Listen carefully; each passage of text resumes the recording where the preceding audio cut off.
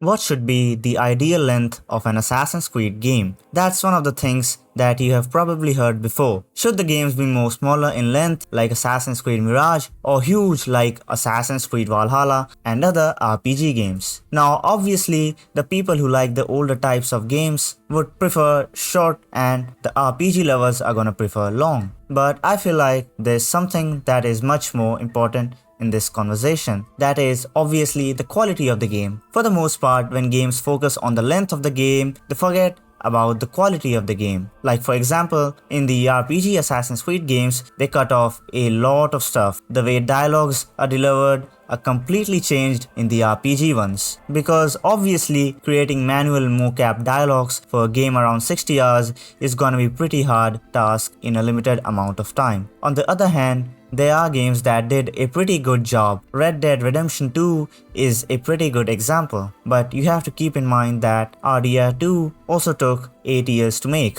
Now, the nature of Assassin's Creed games is that they get released quite frequently compared to other AAA titles. That means that it's gonna be harder to achieve good quality in that much time. But you could also argue that Ubisoft is one of the largest gaming companies in terms of the amount of employees they have. They have multiple studios across the planet, and that too containing hundreds, if not thousands of employees. Obviously, they could take the route of Rockstar Games, but it's just not the nature of Ubisoft. They like releasing games quite frequently, and not only they make AC games, but also games like Far Cry, Watch Dogs, and some other new titles, for example, Avatar, Star Wars, and many more. Now, to me, what I think is that because they put out games so frequently, it should just be better if they make smaller games. Otherwise, it is gonna be a large game with not as much of quality. You can see that with Assassin's Creed Valhalla. But the next thing I'm gonna say is gonna be actually quite contradicting to what I said before. Even though I would say that Assassin's Creed Valhalla is of much lower quality compared to the traditional Assassin's Creed games, the OG ones, Valhalla still made a lot of money compared to them. It made above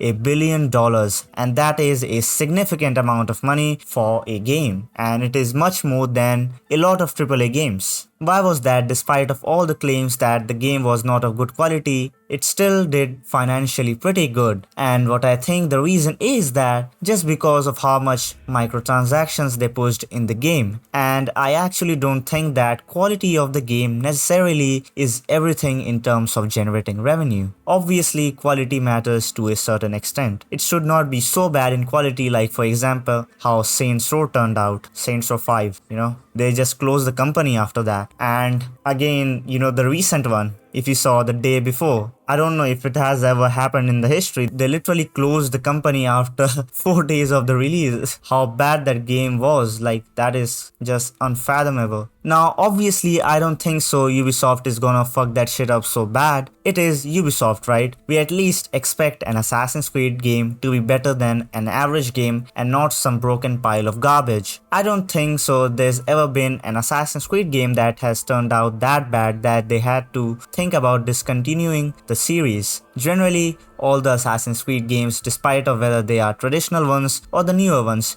do pretty good and are actually pretty good. That's Ubisoft's most valuable asset. I would say I liked Valhalla in a lot of aspects, but would I keep it above the OG ones? Absolutely no. Now, to tell you in few words what I think should be the ideal length of the game, it should be somewhere around the 25 to 30 hour mark. Now, some people are gonna say, well, if I am a fan of the OG Assassin's Creed games, why would I not like it to be between 10 to 20 hours? Now, the simple answer is those games are more than a decade old, and in a lot of aspects they are pretty outdated and they cannot survive against these, other AAA title games that are coming in the market. And right now in this day and age, 10 and 20 hours is pretty low compared to the other games. So you obviously have to keep up with the other games as well at the same time. At that time, it was pretty standard, but right now the games are getting pretty big, so I would hope they would keep up with the other games as well and retaining the old stuff. But anyways, now I think Ubisoft should start focusing on Assassin's Creed games more than the other ones, because obviously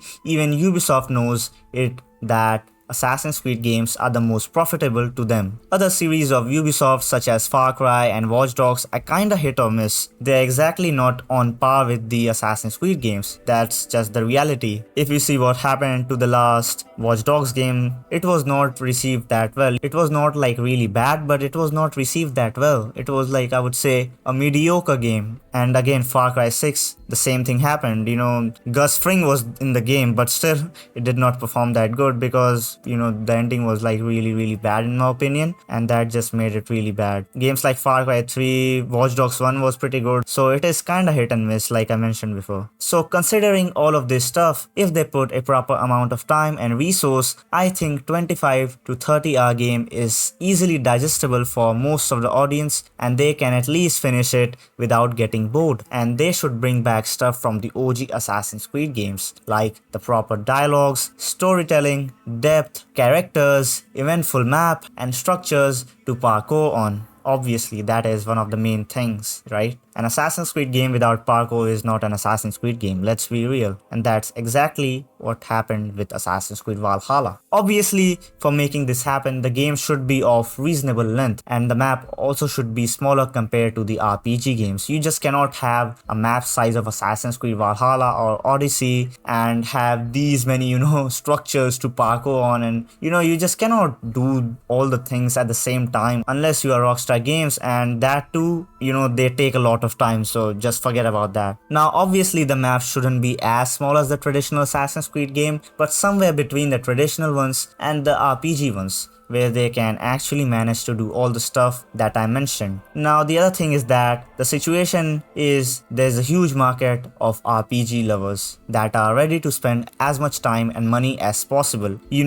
The real grinders, and everyone has a type, and I'm not gonna deny that. Obviously that is also what generates a pretty good amount of revenue for the company. Us guys who like a story focused Assassin's Creed game are not gonna generate that much revenue for the game. That's just how it works from a business point of view. As funny as it sounds, it is a fight between the rich RPG fans who wanna max out their level and buy all the things in the shop versus us who wanna have a quality narrative focused story time. And the problem is that the other side is ready to spend a ton of money on microtransactions, and money speaks for itself. I do like that Ubisoft actually made Assassin's Creed Mirage from nowhere after getting indulged in the RPG games. That was kind of refreshing, even though I don't necessarily think that Mirage was that different from the RPG games. It still had the Valhalla feeling in it, disguised as a stealth game, right? The whole things, everything was taken from Valhalla. It just literally looks like a different version of Valhalla. That's it. Most of the things are pretty much the same. Now story wise as well, I do not think it was anything of great impact, as it happened with me after playing Assassin's Creed 2 or Black Flag. Ending was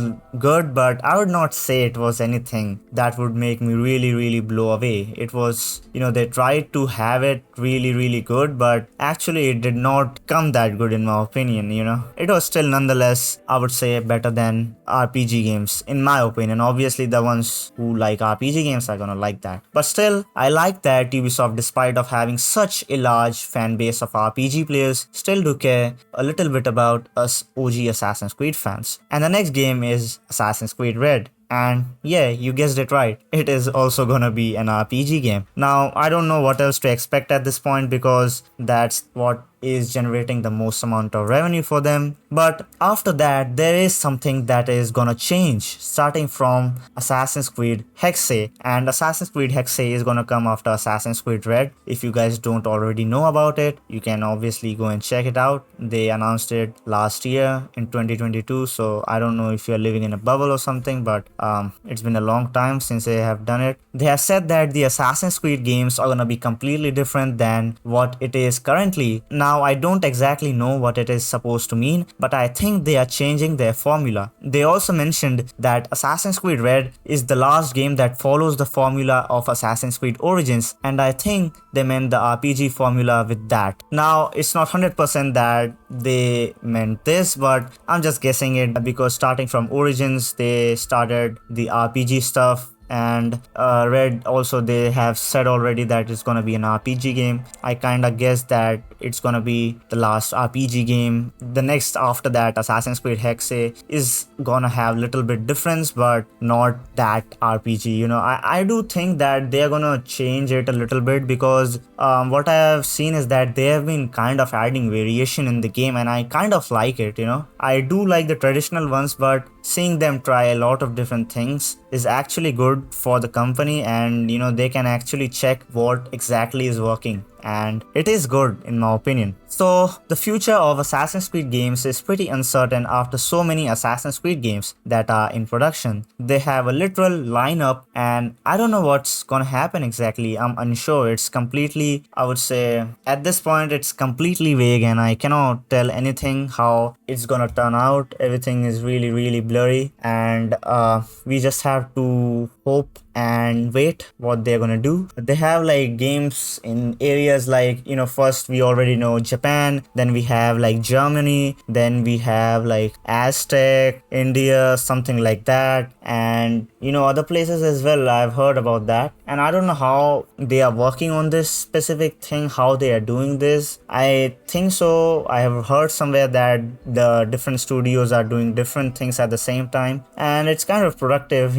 I like it kind of that they are kind of doing different things in different studios. I have actually never seen it happen like that, and I don't know how it's gonna turn out, because it's the first time I've ever seen, and it's not proven till now. I just hope we get something of substance, and the games should have an immense focus on the story. Anyways guys, that's it for this video. I hope you enjoyed it, and sorry for not posting for a while, because my college has been started. I just get no amount of time to make videos, and I have some other stuff to do. You get assignments and stuff like that. Also do freelance at the same time, so it's pretty hard doing all these things, managing. Anyways, make sure to like and sub if you enjoyed it. Feel free to comment your thoughts down below, and if you guys have any ideas on further topics, make sure to suggest it. Anyways, I'll see you guys in the next one.